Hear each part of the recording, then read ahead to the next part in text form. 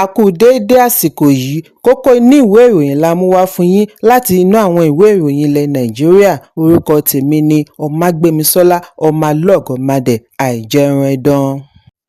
Ààrẹ Bọ́lá Tinubu ti pàṣẹ kí wọ́n dáṣẹ́ dúró kí wọ́n sì fi ọwọ́ ṣìkún òfin mú permanent secretary sí ìjọba àpapọ̀ mẹ́ta ní kíákíá lórí ẹ̀sùn wípé wọ́n lọ́wọ́ nínú ayédèrú àjọ ìjọba tí àjọ tó ń gbógun ti ìwà ìbàjẹ́ àti àwọn ẹ̀sùn mìíràn ICPC ṣe àwárí. Alága àjọ ICPC Dr. Musa Adamu Aliyu ni ó ṣe àfihàn yìí fún àwọn akọ̀ròyìn lẹ́yìn tí ó bu Ààrẹ Tinubu gbọ́ lórí àbájáde ìwádìí rẹ̀ lórí iṣẹ́ àwọn àdàmọ̀dì àjọ ìjọba tí wọ́n ṣe àgbékalẹ̀. Lára àwọn permanent secretaries wọ̀nyí láti rí MS Danjuma, onímọ̀ ẹ̀rọ Nadungu Gagare àti Richard Felangua. Àwárí yìí wáyé lẹ́yìn ọ̀sẹ̀ díẹ̀ tí wọ́n tú àṣírí ayédèrú àjọ Presidential Foreign Intervention Promotion Council PFIPC. Gẹ́gẹ́ bí àlàyé Aliyu, àwọn tí wọ́n ṣẹ̀ṣẹ̀ ṣe àwárí yìí tí wọ́n ń ṣiṣẹ́ gẹ́gẹ́ bí National Branch Development àti Made in Nigeria Special Project Office ni wọ́n ní wọ́n gba ọ́fíìsì sínú ọgbà ọ́fíìsì akọ̀wé ìjọba àpapọ̀ OSGF láì gba àṣẹ lọ́wọ́ ààrẹ. Àwárí yìí ni wọ́n ń ṣe láàrin ìwádìí tó lọ́rìn sí PFIPC tí ààrẹ Tinubu darí àjọ ICPC kí ó ṣe. Ayédèrú àjọ ìjọba yìí, gẹ́gẹ́ bí àlàyé alága ICPC, ni ọmọọba George Buchi Nwabueze ṣe ìgbélárugẹ rẹ̀ tí ó ń ṣiṣẹ́ lábẹ́ oríṣiríṣi orúkọ bíi George Nathan Nwabueze, Honourable George Buchi Nwabueze, Prince George Buchi Nwabueze àti George Buchi Nwabueze. Aliyu ní àwọn ṣe ìwádìí láàrin iléeṣẹ́ akọ̀wé ìjọba àpapọ̀ láti mọ bí àwọn wọ̀nyí ṣe rí bí ń ṣọṣẹ́. Gbogbo àbájáde yìí làwọn sì ti fi tó ààrẹ létí. Bí ìwádìí ṣe ń tẹ̀síwájú láti fìdí ẹ̀ múlẹ̀ ipa tí ọ̀kọ̀ọ̀kan àwọn permanent secretary yìí kó àti àwọn mìíràn tí ìwádìí tọ́ka. Ó wá gbóríyìn fún ààrẹ Tinubu fún bí ó ti pàṣẹ kí wọ́n ṣe ìwádìí tó jinlẹ̀ àwọn àjọ ìjọba, bí ó ti ṣe àpèjúwe rẹ̀ ní ìgbésẹ̀ oníkíákíá láti fi ró ẹ̀ka ìjọba lágbára. Ẹ̀kúnrẹ́rẹ́ ìròyìn ṣì wà nínú ìwé ìròyìn This Day tó jáde lónìí. Ìjọba àpapọ̀ ti kéde ọjọ́ Ìṣẹ́gun ọjọ́ 25 oṣù kẹjọ gẹ́gẹ́ bí ọjọ́ ìsinmi láti fi sààmì ọjọ́ ìbí Ànábì Muhammad.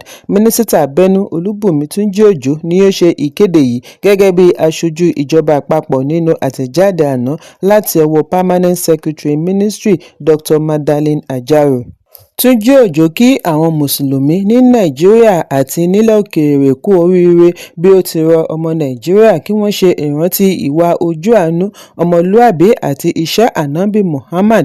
Mínísítà ní gbogbo ayẹyẹ Ìdí-Mọ̀lúdù ló máa ń fún wa ní ìdí láti dúró, ronú kí a sì kọ́ ẹ̀kọ́ nínú ìgbésí ayé tí ó kún fún ojú àánú, ìwà ìrẹ̀lẹ̀ àti ojúṣe wa sí ọmọlàkejì. Bákan náà ni mínísítà rọ ọmọ Nàìjíríà kí wọ́n gbàdúrà fún àlàáfíà àti ìṣọ̀kan orílẹ̀-èdè nítorí èyí jẹ́ àjùmọ̀ṣe wa. Ẹ̀kúnrẹ́rẹ́ ìròyìn ṣì wà nínú ìwé ìròyìn The Guardian tó jáde lónìí. Àwọn èèyàn pàtàkì bíi gómìnà ìpínlẹ̀ Delta Sheriff Oborevwori àti akẹgbẹ́ rẹ̀ láti ìpínlẹ̀ Èkó Babájídé Sanwó-Olú pẹ̀lú àwọn aṣíwájú ọba jákèjádò orílẹ̀-èdè tí Aláàfin ìlú Ọ̀yọ́ His Imperial Majesty Ọba Hakeem Abímbọ́lá Ọ̀wọ́adé Kìíní darí ni wọ́n ya sí ìlú Warri lánàá láti darapọ̀ mọ́ olú ti Warri His Majesty Ọ̀gẹ̀àmẹ̀ Àtúnwàṣe kẹta láti ṣe àjọyọ̀ ọdún 5 tí ó gorí àpèrè. Lára àwọn èèyàn pàtàkì yòókù níbi ayẹyẹ láti rí Senator Joy Ọ̀nàwápò Thomas tó ń ṣaṣojú Gúúsù Delta, Mínísítà fún Àṣà àti Ìgbafẹ́ Hannatu Musa Musawa, Mínísítà fún Ìgbòkègbodò ọkọ̀ òfurufú Àgbàmọ̀fin Festus Keyamo, Ọọ̀ni Ilé-Ifẹ̀ Ọ̀jájá kejì tí aya rẹ̀ Olórí Tèmítọ́pẹ́ Ògúnwùsì wá ṣaṣojú, Ẹlẹ́gùṣì ti Ìkàtí Ẹlẹ́gùṣì Ọba Ẹlẹ́gùṣì Kúsẹ́ńtà kẹta, Ọlọ́wọ̀ ìlú Ọ̀wọ̀ Ọba Ògúnoyè kẹta, Emir Zazzau tí ó tún ṣaṣojú Sultan ilẹ̀ Sokoto Obi ti Abo Òpótà kẹta pẹ̀lú àwọn aṣòfin, adarí ilé-iṣẹ́ àti àwọn èèyàn pàtàkì mìíràn láwùjọ. Nígbà tó ń sọ̀rọ̀ gẹ́gẹ́ bí aṣojú àwọn èèyàn pàtàkì tó wà níbi ayẹyẹ tí ó wáyé ní ààfin Royal Court Olú ti Warri, gómìnà Oborevwori gbóríyìn fún ayẹyẹ tí wọ́n pe àkọlé rẹ̀ ní Global Homecoming: Celebrating Our Cultural Renaissance, Unity and Transformational Progress. Progress bí ó ti ké sí àwọn ará ìlú Warri, Orie àti agbègbè rẹ̀ kí wọ́n pa àṣà, àlàáfíà àti ìṣọ̀kan tó ti wà láàrin oríṣiríṣi ẹ̀yà mọ́ lágbègbè. Bákan náà ni ó gbóríyìn fún àwọn ọmọ bíbí Ìwéré Nations lọ́kùnrin àti lóbìnrin jákèjádò Nàìjíríà àti lókè òkun bí wọ́n ti ń bu ọlá fún Olú ti Warri lórí ayẹyẹ àṣà ìbílẹ̀. Ó wá ṣe àpèjúwe Olú ti Warri ní ọba tí ìṣọwọ́darí rẹ̀ ṣọ̀wọ́n pẹ̀lú ìgbìyànjú rẹ̀ sí ìdàgbàsókè Warri àti ìpínlẹ̀. Bákan náà ni Oberewori gbóríyìn fún Olú ti Warri lórí ìpinnu rẹ̀ àti bu ọwọ́ lu sáà kejì Ààrẹ Bọ́lá Tinubu bí ó ti ní ìpinnu yìí lápẹẹrẹ nítorí àwọn ọba ni wọ́n ní ìrètí wípé wọ́n jẹ́ bàbá fún gbogbo ènìyàn. Ẹ̀kúnrẹ́rẹ́ ìròyìn wà nínú ìwé ìròyìn Punch tó jáde lónìí. Iná ń jó lọ́wọ́ ní ilé ìtajà ìgbàlódé Spar ẹ̀ka ìlúmọ̀ọ́ká ilé ìtajà ní ìlú Calabar ìpínlẹ̀ Cross River. Iná tí ó ṣúyọ lówùúrọ̀ òní ti mú kí èéfín gba gbogbo ìgboro tí iná ràn mọ́ débi wípé wọ́n ń kófìrí rẹ̀ láti ojúnà Bárẹ́kè tí ó tó 100 yáàdì sí ibi ìṣẹ̀lẹ̀. Àwọn panápaná ni a gbọ́ wípé wọ́n ti wà níbẹ̀ bí wọ́n ti ń gbìyànjú àti kápá iná títí di àsìkò ìkóròyìn yìí jọ kò tíì sí ẹni lè fìdí ẹ̀ múlẹ̀ ohun tí ó ṣe okùnfà ìjàmbá iná. Ẹ̀kúnrẹ́rẹ́ ìròyìn wà nínú ìwé ìròyìn Daily Post tó jáde lónìí.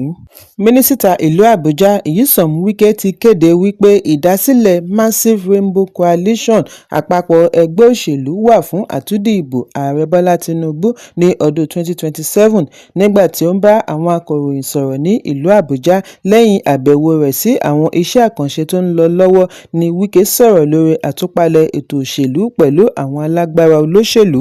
Lára rẹ̀ ni àbẹ̀wò gómìnà ìpínlẹ̀ Ọ̀ṣun Adémọ́lá Adélékè sí ilé rẹ̀ ní Ọjọ́bọ̀.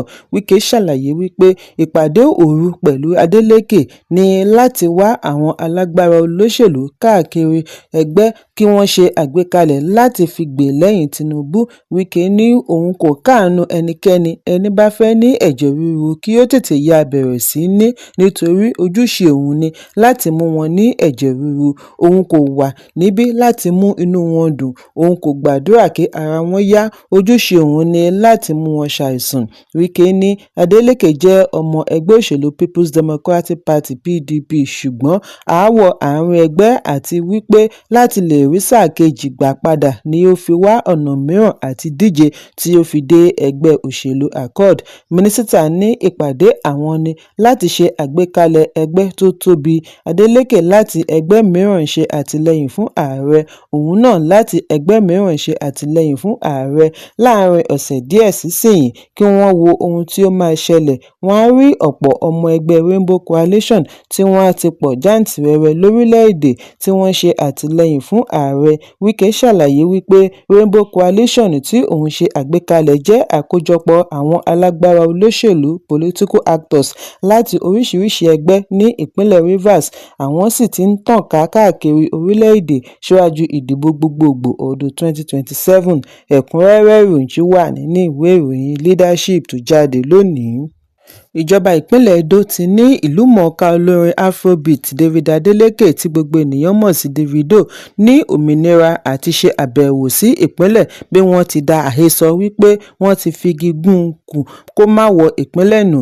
Kọmíṣánná fún ìròyìn àti ọgbọ́n inú Kazeem Afegbua ni ó ṣe àfihàn yìí nínú àtẹ̀jáde àná. Àtẹ̀jáde orí ẹ̀rọ ayélujára kan ni ó jábọ̀ wípé ìjọba ti ṣe léèwọ̀ fún Davido láti má wọ ìpínlẹ̀ ṣùgbọ́n Afegbua ṣe àpèjúwe ọ̀rọ̀ yìí ní irọ́ bí ó ti ní ìjọba yẹra kúrò nínú irúfẹ́ ọ̀rọ̀ bẹ́ẹ̀. Ó ní àwọn ọ̀tá ìjọba tún ti gbé ìṣe wọn dé, àwọn kò fi òfin de Davido láti má wọ Edo. Ẹnikẹ́ni tí ó bá sọ eléyìí jẹ́ ọ̀tá ìpínlẹ̀ àti oníjìbìtì. Fún ìdí èyí ìjọba ìpínlẹ̀ Edo yọ ara rẹ̀ kúrò nínú irúfẹ́ ọ̀rọ̀ àbùkù bẹ́ẹ̀ bí wọ́n ti ní ìpínlẹ̀ Edo gba onílé ó gba àlejò kò ní fi ṣe ìgbàgbọ́ òṣèlú tàbí ipò.